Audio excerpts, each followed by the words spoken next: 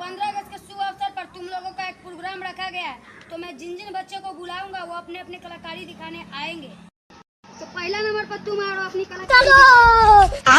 रोम रोम भाइयों,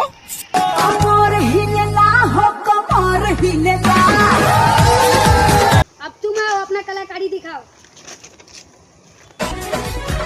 चाहे हिंदू मुसलमान सभे भारत माई के सानिए तिरंगा खातिर नाप हम शरीर पे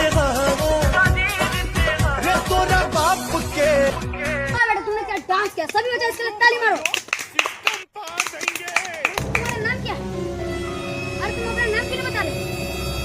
इसका नाम क्या है?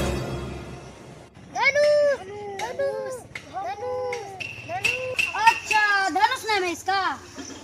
हाँ क्या बोला रे कुत्ता? तेरी हिम्मत कैसे? मेरा नाम लिया।